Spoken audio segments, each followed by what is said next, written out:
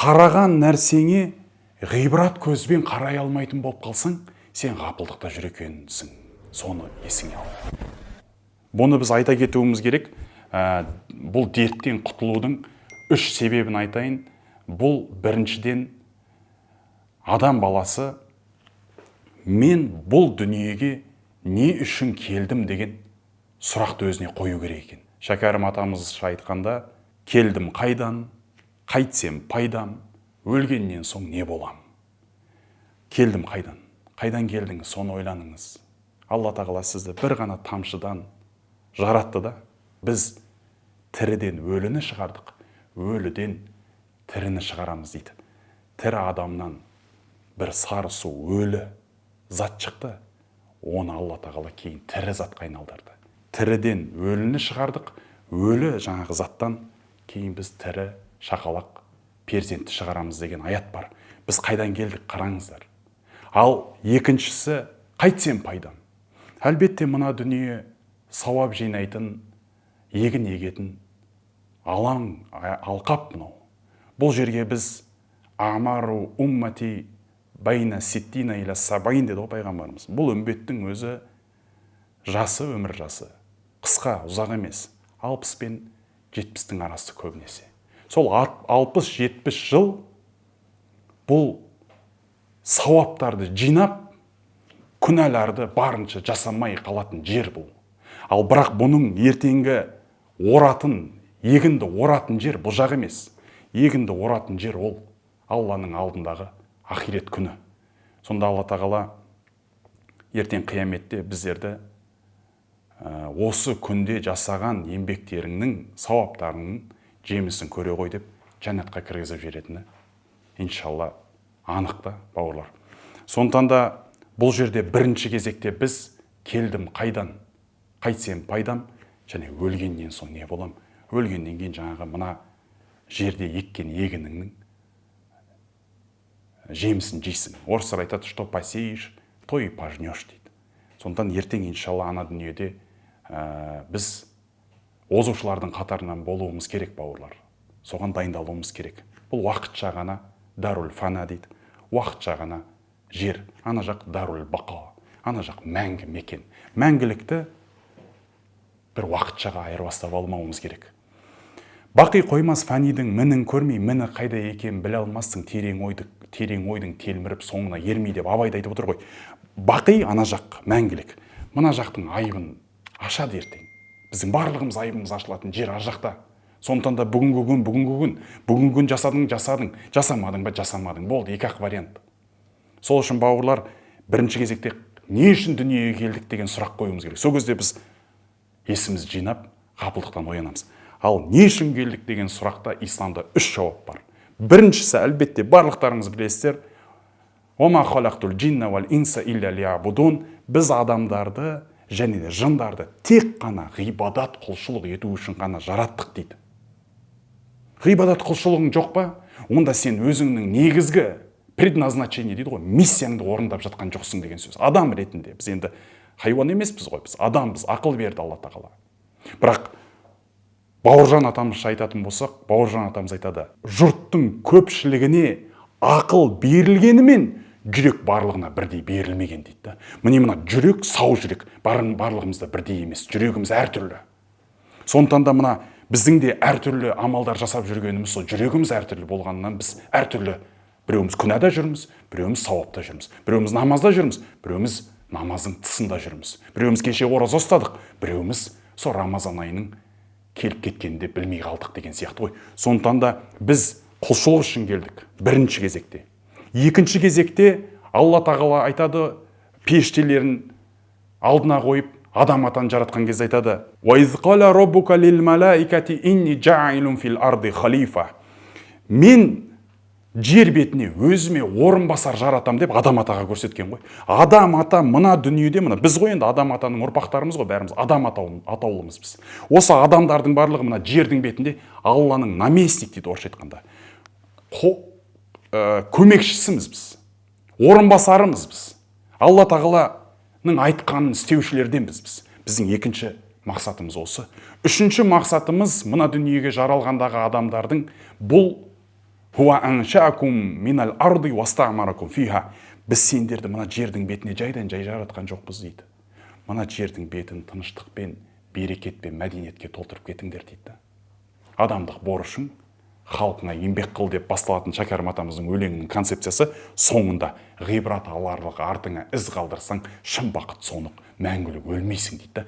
Мына дүниеге сен жай ғана ішіп жеп, ойнап, күліп, асыр салып, тойдан той қалдырмай кету үшін келген жоқ екенсің. Сен мына дүниеге артыңнан бір із, ат қалдырып кету үшін келген екенсің. Артыңнан бір із қалатын іс. Жаңағы біздің алаштықтар бойынша айтатын болсақ, жұрт ұқпаса ұқпасын, жабықпаймын, ел бүгіншіл менікі ертең үшін деп, ана ертеңгі күнге жұмыс жасаған. Ертең дегеніміз, мына бүгіннен кейінгі ертеңгі күн болса, үлкен мағынасында ақирет қой ол. Ертеңгі күн деген ақирет. Ақиретке дайындалу керек. Біздің мына 3 жаратылыс мақсатымызды ұмытпаңыздар, бауырлар. Осы мақсатты еске алсаңыздар, ғапылдықтан оянып қаласыздар. Бұл бір ем. Ғапылдықтан оянудың бір жолы не үшін жаралғаныңды есіңе алуың керек деп айттық қой жаңа. Мысалы, құлшылық үшін жаралдық, немесе Алланың жер бетіндегі орынбасар ретінде жаралдық, және де осы жердің бетінде мәдениет қалыптастырып кету үшін жаралдық деп айттық қой. Осы жаратылыс мақсатыңды ұмытып кеткен кезде, мына дүниеде әртүрлі ойын сауықтарға салынып кетуің әбден мүмкін екен. Ойынға, құмарға, бір болмашы, дүниеңе де, ақиретіңе де пайдасы жоқ істермен айналысып кетуің мүмкін екен. Өзіңнің жаратылыс мына дүниедегі келген мақсатыңды ұмытып кеткен кезде. Осы орайда бір ғалым ғұламамыз Ибрахим Адхамның өмірінде басынан өткен бір оқиғасын айтып бергім келіп тұр. Ибрахим Адхам өте үлкен ғұлама. Өмірінің бір кезеңінде, жастықпен болады ғой әртүрлі жағдай. Өзінің өмірінің бір кезеңінде аңшылықпен айналысып кеткен екен. Аңшылық, охота деп қойды бізде. Охотаға шыға береді, аңшылыққа бара береді, сонымен әуес, сол нәрсемен әуре болып кеткен. Ғапылдыққа түсіп қалған жаңағыда айтқанда. Сөйтіп уақытын босқа өткізіп, охотамен өткізіп жүрген кезде бір кісі айтқан екен: "Ей Ибрахим, сен айтшы маған, не істеп жүрсің?" депті. "Мен аң аулап, аңға шығып келе жатырмын, охотадан келе жатырмын" деген ғой. Сол кезде ана кісінің бір ауыз сөзі Ибрахим Адхамды ғапылдықтан оятып, тақуалыққа бұрып жіберген екен. "Я Ибрахим, Алла тағала сені аң аулау үшін жаратты ма деген ғой. Охота үшін жаратты ма сені деген ғой. Сол үшін біз де ойлануымыз керек. Не үшін жаралдық? Сол кезде ғапылдықтан бәлкім оянып қалуымыз да мүмкін да. Бұл енді бір ғибрат үшін айтып жатқаным ғой сіздерге. Екіншісі, ғапылдықтан оянудың бір емі, бұл өлімді еске алу керек. Өлім деген бұл исламның әлемінде, ислам дінінде бұл үлкен тақырып. Әлләзи халақал маута вал хаята лияблуакум айюкум ахсану амала. Өмірді де жараттық, өлімді де жараттық. Қайсыларың жақсы амал жасап, мына дүниеде әдемі өмір сүріп кетесіңдер, соны көру үшін. Алла риза болатындай алдында өмір сүріп кетесіңдер, әлде Алла наразы болатындай өмір сүріп кетесіңдер. Осы екеуінің қайсы боласыңдар, соны көру үшін өлім мен өмір деген факторды жаратқанбыз біз дейді. Өлімді Алла тағала бірінші айтты, өмірді бірінші айтқан жоқ. Негізі өмір, одан кейін бар өлім. Бірақ Алла тағала өлімді бірінші қойғанның себебі, адамдар өлімді ұмытып кете береді екен ғой. Ұмытып кетпесін деп аятта әлләди халақал маута. Біз өлімді жараттық деп бастайды аятты. Керісінше бастайды. Неге? Өйткені біз өлімнің хақ екенін білсең де, өлместей омыраулап шатасың деген адамдарымыз Шәкәрімнің тілімен айтсақ. Біз өмір сүріп жүріп, қызыл жасылдыға, балашаға, дүние тіршілік деп жүріп, біз өлімді де ұмытып кетеміз. Осы өлімді ұмыту бұл ғапылдық. Ал ғапылдықтың емі осы өлімді істеп тұру. Әрдайым еске алып тұру. Біздің ғалымдар айтады, әрбір адамға ақиретті есіне салғың келсе, оны қайтыс болып кеткен адамның жансыз жатқан мәйітіне апарып, суық денесін ұстатып, жуындыруға кіргізіңдер дейді. Мәйіт жууға кіргізіңдер. Ана жердегі әсер, ол сағаттап айтылған уағыздан да әсерлірек та. Одан кейін ғалымдар айтады, кафа бил маути уағизан, өлім уағызшы ретінде саған жеткілікті дейді. Қандай өлім болсын? Ол анаңның өлімі болуы мүмкін, ол әкеңнің өлімі болуы мүмкін, ол балаңның өлімі болуы мүмкін, ол досыңның өлімі болуы мүмкін, ол көршіңнің, ол бір жаттың өлімі болуы мүмкін. Сен сол өлімнен не алуың керексің? Өзіңе ғибрат ала білу керексің. Өйткені сен де мәңгі емессің ғой. Бізде бір ауданда бір бауырымызбен танысып қалдым, намазхан бауырымыз, ықыласы енді жанып тұр екен да. Сөйтіп әңгімеден әңгіме шайдың үстінде сөйлесіп отырсақ, намазға қалай келіп қалдың деген әңгіме болады ғой бізде енді намазхандардың арасында. Қалай намазға келіп қалдыңыз деп. Ана жігіт айтады, ұйықтап отырсам дейді, менің жаназам шығып жатыр екен дейді. Табыттың үстінде жатырмын, өліп қалғам дейді. Адамдар көп жиналыпты менің жаназама. Табыттың үстінде мен жатырмын, менің төбемде имам, хақ ием, әкем сөйлеп, мені ақтық сапарға шығарып салып жатыр екен дейді. Соқ теріге малынып, сол күні ояндым да, содан бастап ой менде басталды. Міне жаңа айттым ғой, Алла тағала ғапылдықтан оятып жатыр да. Түс арқылы болса да оятып жатыр да.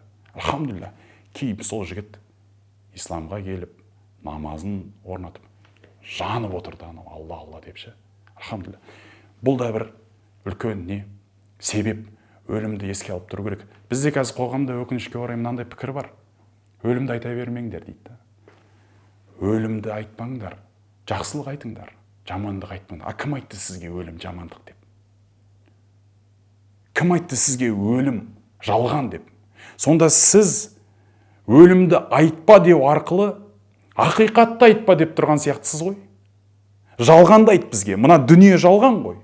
Жалғанды айта бер, өмір сүр, өмір деп. Біз өмір сүрме деп атқан жоқпыз, өмір сүрейік. Мен де өмір сүріп жатырмын сіз сияқты. Бәріміз өмір сүрейік. Ұзақ ғұмыр берсін Алла тағала бізге. Ұзақ ғұмырымызды жақсылық амалдармен толтыруды нәсіп етсін. Бірақ ол өмір сүру деген ол өлмеу деген сөз емес қой. Өлім хақ. Өлімнің хақ екенін көрсең де деп айтып жатыр ғой Шәкәрім атамыз. Сонда бұл кісілер бейне бір бүйтіп айтып тұрған сияқты да. Бізге ақиқатты айтпаңыздар, өлім деген. Дүние деген жалғанды айта беріңіздер дейді. Мына дүние бізді алдап жатыр. Сендер де ары қарай бізді алдай беріңдер деген сияқты сөз да бұл. Жоқ, кешіріп қойыңыз аға, апай, кешіріп қойыңыз. Сіз дұрыстап ойлансаңыз, көкірек көзіңізді ашсаңыз, кезінде руханиятқа қызмет жасаған біздің бабаларымыздың барлығының еңбектерін қарасаңыз, өлім тақырыбы өте өзекті орын алып алған. Абай, Шәкәрім, Міржақып, барлық рахатсыз өтсе де өмір жасым. Бұл жөнімнен Құдайым айырмасын. Алыс жолға бір ниет қылып шыққаннан соң, жарым жолдан қайтпаспын қарындасым деп басталатын өлеңі бар. Сол өлеңнің соңында өлсем өлемін ғой жөнімменен, тәннен басқа немдалар өлімменен, өлген күні апарып тығары көр, мен жоғалман көміліп тәнімменен. Тән көмілер, көмілмес еткен ісім, мен емес қой ойлайтындай бір күнгісін. Жұрт ұқпасын жабықпаймын, ел бүгіншіл менікі, ертең үшін дейді. Өлімді мойындап отыр, өлімнен кейінгі өмірді де мойындап отыр, ертең үшін жасап жатырмын. Қазір сол бабаларымыздың еңбегінің арқасында өмір сүріп жатырмыз ғой. Кезінде сол кісілерді халық жауы деді, қазір ол кісілерді батыр деді ғой. Тарих ақтап алды ғой. Бірақ бізді тарих ақтап ала ма? Соны ойлануымыз керек та. Адамдарды ол ұлылар, ұлылардың жолы бұл. Біз енді кімнің жолындамыз өзі? Қазіргі қазақ осы өлімді айтпа деп отырған ағаларымыз, апайларымыз өздеріне сұрақ қойсыншы. Мен кімнің жолындамын? Егер сіз Шәкәрімнің жолындасыз ба? Егер сіз Абайдың жолындасыз ба? Егер сіз Мәшһүрдің жолындасыз ба? Егер сіз Міржақыптың жолындасыз ба? Онда сіз өлім деген тақырыпты міндетті түрде сіз айналып өте алмайсыз. Бабаларымыз айтады ғой, жақсылар өтіп кетті бұрын бізден.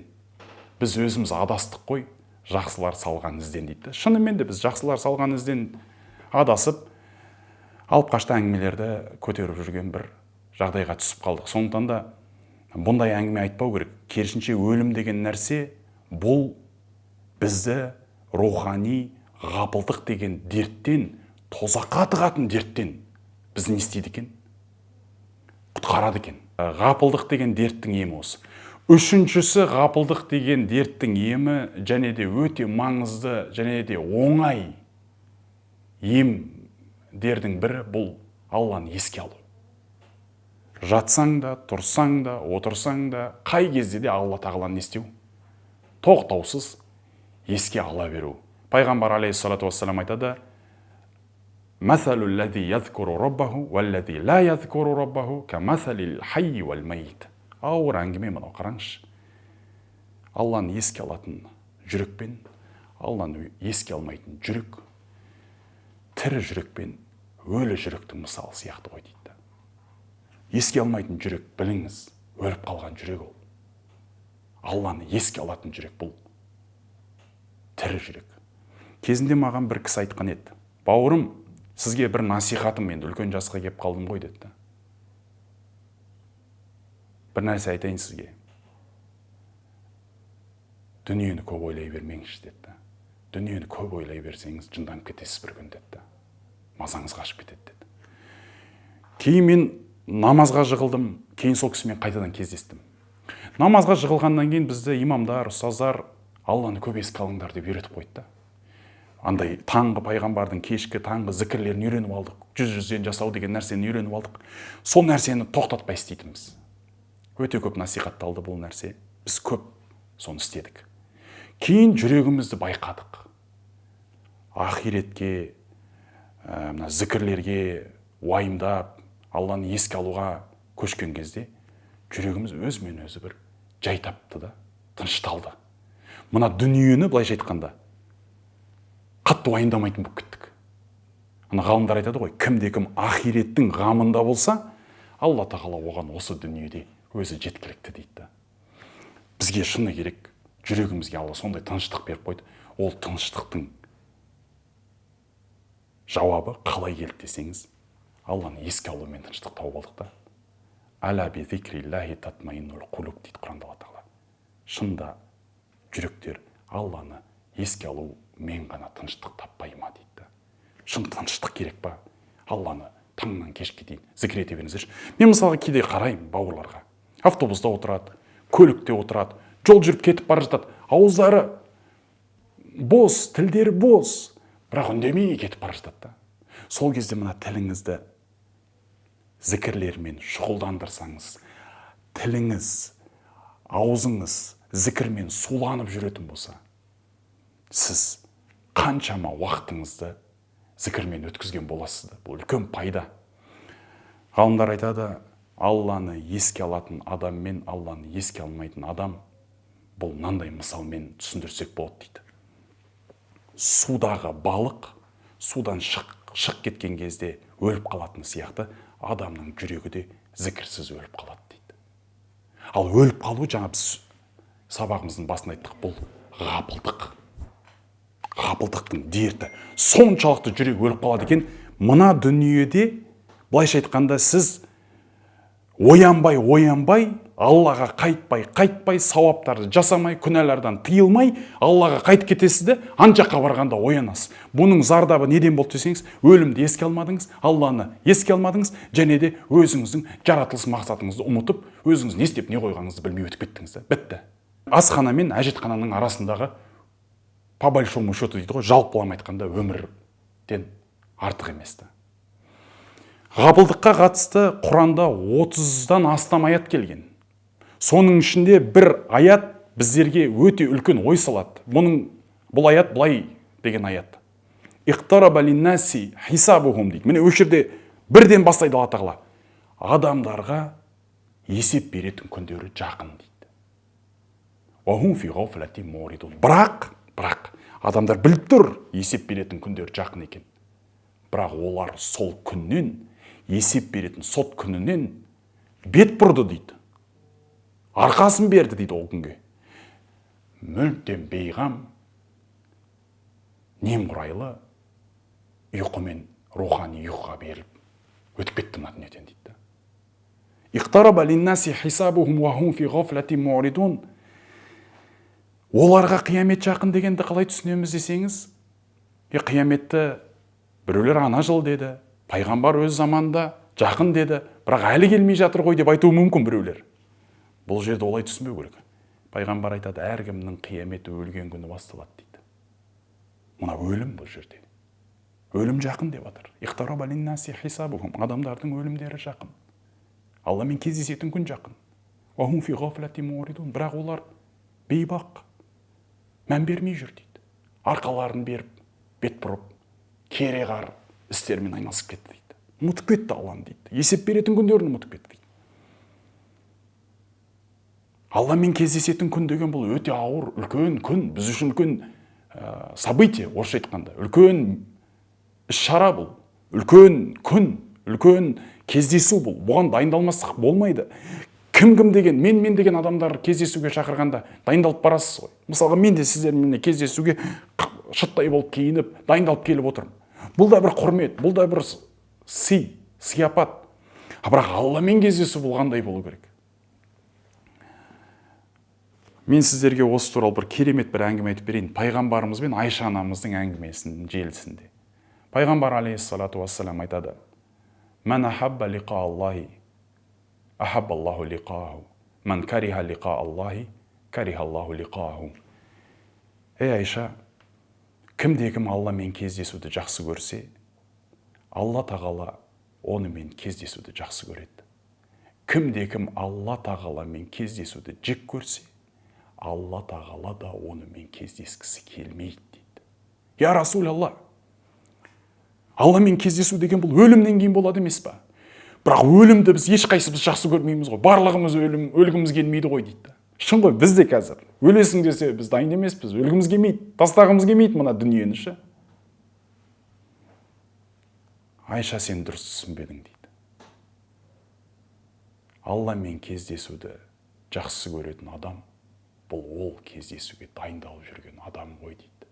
Алла да ол дайындалып жүрген адаммен кездескісі келеді, кездесуді жақсы көреді. Ал Алла тағаламен кездесуді жек көретін адам ол дайындалмай жүрген, ғапылдыққа түсіп, немқұрайлы болып жүрген адам ғой. Ол адаммен Алла тағала тем более кездескісі келмейді дейді, орысша айтқанда. Кездескісі келмейді.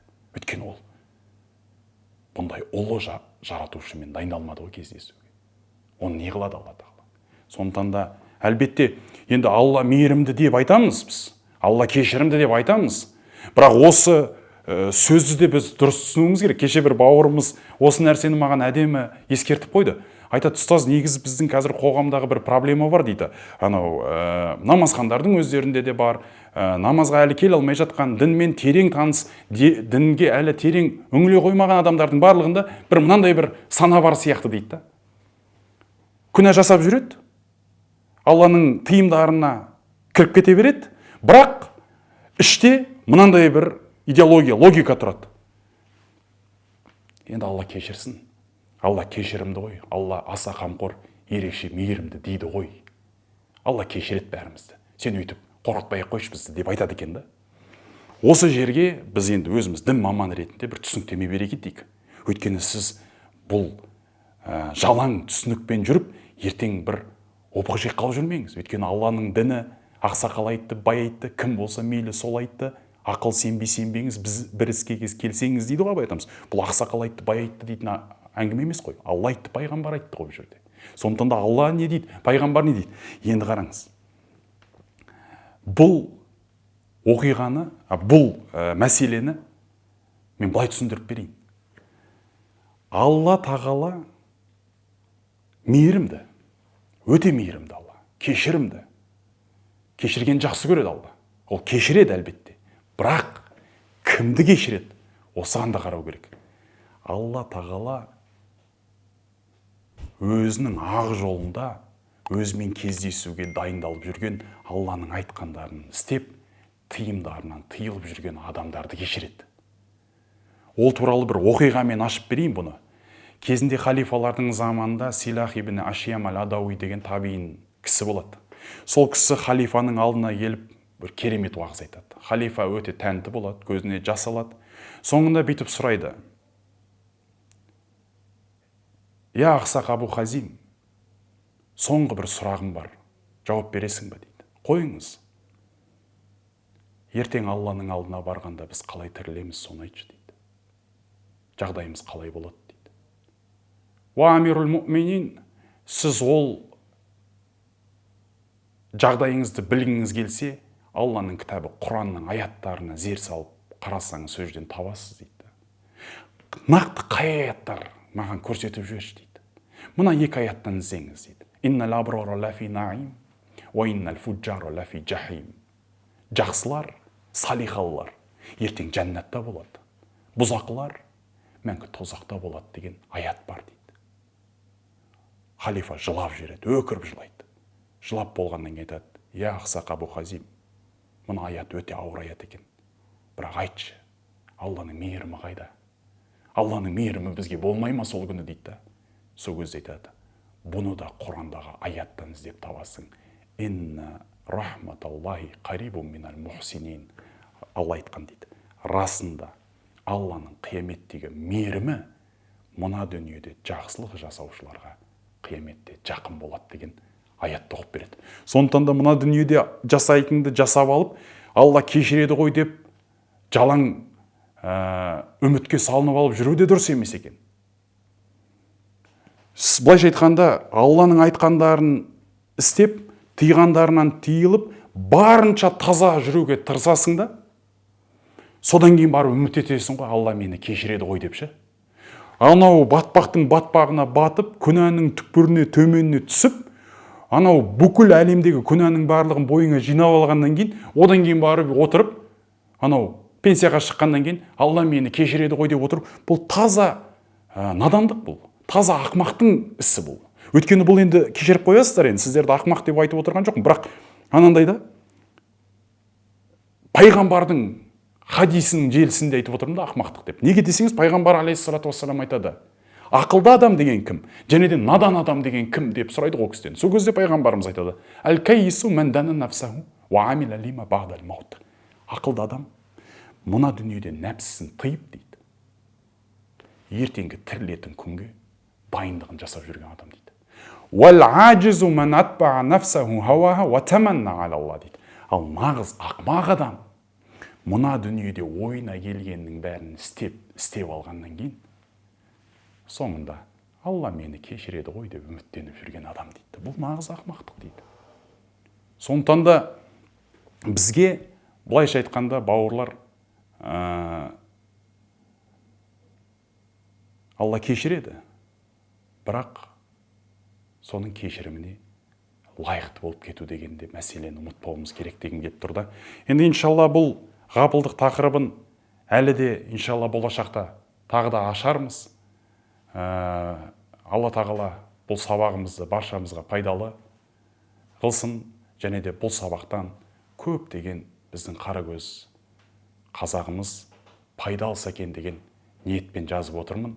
Алла тағала ғапылдықтан сақтасын, Алла тағала немқұрайлықтан сақтасын, дүниені уайымдап, өлімді ұмыт кетуден сақтасын, дүниені аңсап, ақиретті ұмытып кетуден сақтасын. Алла тағала 60-70 жылдық өмірді місе тұтып алып, ақирет деген мәңгілік өмірді ұмыттырып қоймасын бізге деп тілейміз. Және де соңында айта кететін нәрсем, намаздарыңызда да көп дұға жасаңыздар. Алла тағалам менің жүрегімді ояу жүректерден ете көрші деп. Құранда осы туралы өте үлкен бір аят бар. Инна фи залика ла зикра. Мына Құранды біз ескертуші, насихаттаушы кітап қылып жібердік. Лиман кана лаху қалб. Кім үшін? Жүректері бар адамдар үшін. Ау алқа сама. Жүректері бар деген сөз, бұл жүректері ақиқатты қабылдауға дайын деген мағына. Ау алқа сама, және де естуге дайын, ашық құлақ. Уауа шахид, және де естіген нәрсесін, түсінген нәрсесін көкірек көзімен көруге көзі жете алатын адамдар деген сөзді. Сол үшін де мынау бізге осындай жүрек, ояу жүрек, еститін құлақ, көре алатын тек қана мына екі көз емес, көкіректің көзін де Алла тағала ашып берсін деп көптен көп дұға қылу керек. Мұса пайғамбар алейхиссалам айтқандай, Робби шрахли садри уа яссирли амри дейді ғой. Алла тағала менің кеудемді иманға, исламға, Алланың нұрына ашшы дейді да. Және де істерімді жеңілдетіп, оңайлатып берші. Әйтпесе қиындықтың үстіне қиындық болып кетті деген сияқты осындай Алладан жәрдем сұрайтын дұғалар бар. Алла тағала осы дұғаларымыздың барлығын қабыл етіп, елімізді, жұртымызды ғапылдықтан сақтап, бізді көкірек көзі ояу, көзі ашық азаматтар мен азаматшалардан етсін. Ва ахиру дауана анил хамдулиллахи раббил аламин. Рахмет.